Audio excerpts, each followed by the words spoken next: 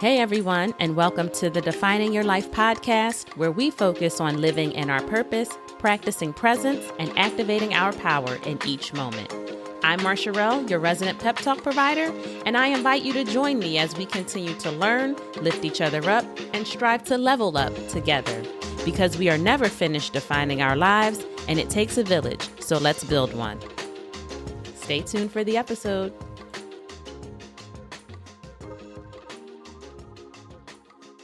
Hey everyone, I hope that all is well, that you are feeling good, feeling accomplished, and embracing all that this week has to offer. And today I come to you with another rapid fire feature. Very excited to be joined by Rasheeda Gray of Grayspace Interiors. And I'm excited to have her on to share a little about her journey and how a series of transitions led and continue to lead her on the path she walks today. So welcome, Rasheeda. Thank you so much for having me. I'm so excited to be here. Awesome. I'm so excited to have you. So let's dive right in. How would you describe yourself in 30 seconds or less? Okay, so I know this is rapid fire, so I'm just going to give you some bullet points. But I would say I am first a wife, a mother. I'm a daughter, a sister, a friend, and a soror. And then professionally, I am a prior marketing executive. And currently, I am interior designer and CEO of Grayspace Interiors. And for the last 7 years, we've provided full service and virtual design services for our clients throughout Philadelphia and nationwide. I cannot believe that it's been 7 years. That sounds insane to me. Yes. So I'm sure it sounds insane to you. But it's been wonderful to watch you blossom in this space. What prompted your love for interior design? Oh, I would have to go way back and sort of identify where it came from. And so it didn't show up in the way that it is today. So I've always been a creative. I would say my earliest recollection of creativity sort of surrounded it around art. And so I thought I wanted to be a painter when I was very young and explored that for a bit. And then it evolved into sewing for about 2 seconds. I don't know if you remember, but I had that phase. I do. Yes.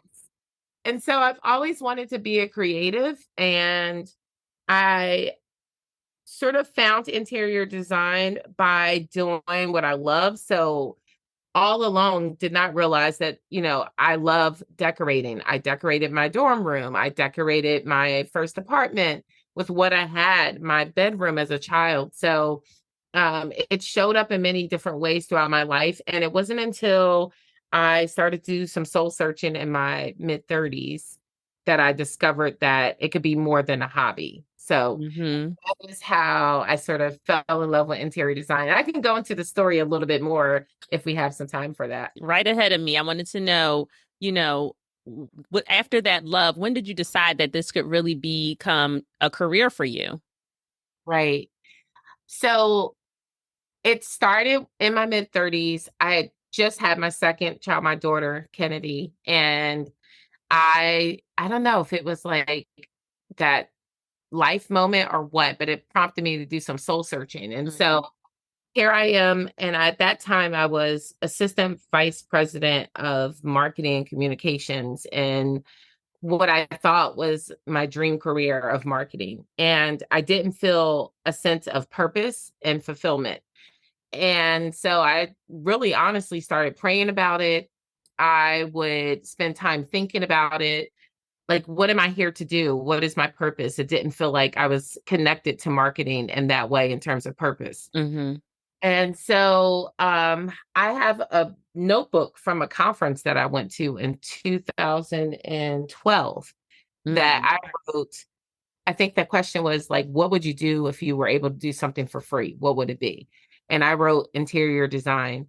And then I started writing out the name of the company. And I wrote something very close to Grayspace. I have to go back and look at it. And so that was 2012. Grayspace wasn't founded until 2016. So while I was praying and trying to figure out my purpose, it was there the whole time. Mm-hmm. Fast forward, I was selling my personal home, my husband and I was told by the real estate agent that I needed to stage the home to sell. So we Mm-hmm. were trying to save on expenses and money. And so I was like, well, I like design and decorating. Let me Google what staging means because Right. so I Googled it. I did what the internet told me to do, which was sort of minimize, declutter, paint neutral colors, all the things. The real estate agent came back and her mind was blown. She was like, what did you guys do here? Like, this looks amazing. Mm-hmm. Fast forward, we put the house on the market and it sold with the first buyer in 3 hours. Wow. So that was like, oh, okay. Well, Light maybe it's, bulb. yeah, more than me just liking it. Maybe I do have some sort of talent here. And then we purchased the next house and we did renovations day and night. And we, meaning my husband and I, we both loved doing it. So much so that I took 2 weeks of vacation from my corporate job to renovate my house. Mm. So we're like laying floors, painting walls. And I was like, I want to fix her up or I love this. And that's when I decided I should explore this further. Went back to school for about 6 months to learn more about the industry. In the midst of that, I got my first client. So that is the summary of the story. Yeah, what an awesome story. And obviously, there's a lot more in there to unpack, but we just want to give folks a taste of how you got here. Yep. And so, when you left your job, I know a little bit of background. Obviously, your husband's an entrepreneur as well. So when you left your job, that meant that your household, you were 100% entrepreneurial based. So what was that transition like for your family now that you all were, there was no, paycheck to collect, change of schedules, But all that. it took a lot of preparation. Mm-hmm. So, my husband owns an insurance agency and has for the last 12 years. So he's been an entrepreneur for a while now. And I would complain to him about work all the time. And what I've later figured out is that God was making me uncomfortable. Mm, So I can make a move. But I would complain about work and I would say, I'm really thinking about this design thing. And he's like, whatever you want to do, I support you. I support you. I trust you, whatever you want to do. And I'm not a risk taker. Contrary to popular belief, I like calculated risk. He's much more of a risk taker than I am. And so I started to prepare for that. So the conversation was, okay, I need to have some sort of savings. mm-hmm. It's honestly hard to save. People say save 2 years worth of income or whatever the number is now. Yeah. But I knew this is just me being honest. I knew I wasn't a saver. I wasn't a great saver. And so I had some cash savings, but I also loaded up my 401k. I know Mm-hmm. I couldn't touch it. I was like, I'm going to max it out for the next 2 years. And so I saved or maxed out my 401k. I obtained lines of credit while I had employment. Mm-hmm. I hired a business coach because I had both my corporate salary plus at this time I was side hustling with Grayspace.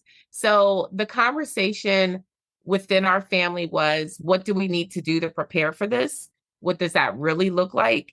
And then I started to sort of make strategic plans to do that, whether it was very intentional financial plans Mm-hmm. or getting my mind right for Yeah. entrepreneurship by hiring a business coach. So Yeah, I'm glad you touched on that. No, because not everyone has the skill set, the discipline to be like, okay, I'm buckling down. I'm doing this for X amount of time, but you can still have a strategy based off of what your habits are like and things like that. And if you try to dig into it a little bit, then you can slowly transition into being more disciplined, over time as you're practicing it. So that was definitely important to touch on. if I could, I sort of live by this motto of, how do you say it? I'm trying to think of how it's said, but basically don't wait until it's perfect.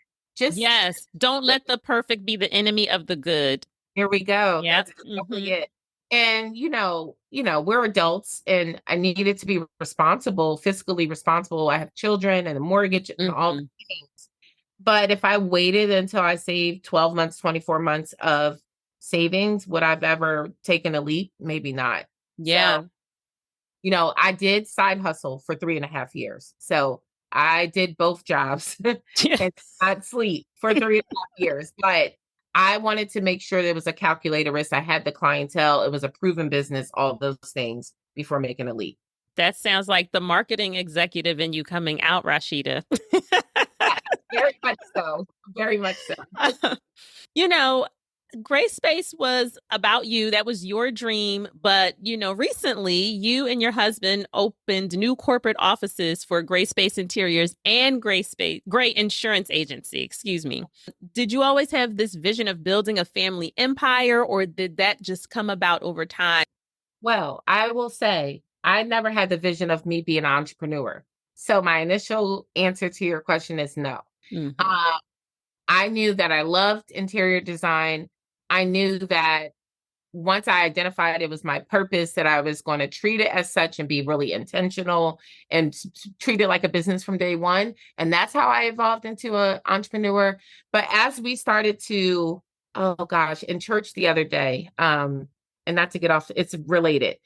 The pastor said, as a family, we don't often get to work together and see us ourselves in our best light. We Mm. often are bringing like the exhausted self at the end of the day. Yes. Oh, yes. That is so spot on. I am Literally. I love what I do. There's passion. I'm excited and like I'm my best, one of my best selves when I'm working. And so I think it just became natural for us, sort of with that spirit in mind. It became natural for us that we both were in industries that impacted the home. Hmm. And we sort of share, we always share like our goals and our dreams and our vision. And we found that real estate was a commonality in that. So that's how the businesses sort of evolved. It was a natural evolution. And then listen, we're in the same household, we're on the same team. We always say team gray. So like Yes. let's make sure that we are working together by highlighting, you stay in your lane and with your strengths, and let's come together with both of our strengths to continue to build legacy for our family and for our communities that we work and serve in. Love that. Love that.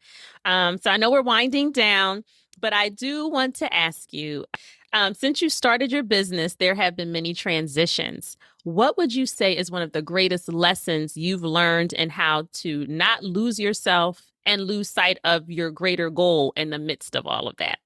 So when I think about like being an entrepreneur and just sort of staying true to myself and what I do, first, I would say I always go back to my why and like purpose and why I'm doing this. And I truly believe that interior design impacts everyone's lives for the better. And so it's that mission in mind, the joy that we bring when someone walks into their newly designed home Mhm. that keeps me focused on that purpose. And so I think that God has given me sort of this talent for that reason to fulfill that purpose. So I keep that in mind. And then secondly, because I love what I do, I often get like enveloped or like overwhelmed in my work. I Mhm. love it. It's fun to me sometimes. And so, but I have a family and a husband and children and the life outside of this that if I sort of have a proper balance, it makes me a better designer. So I'm more intentional about making sure that I have a reasonable work-life balance, if there's such a thing as balance. But yeah, you just got to be intentional about your time and your work and keep Yeah, your why at the forefront. absolutely. Absolutely. Well, that was wonderful. Thank you so much for your time today. And can you please tell everyone where they can find you and how they can contact you for your services? Sure. So we are Grayspace Interior Design on all platforms, the internet, Instagram, Pinterest, but gracespaceinteriordesign.com.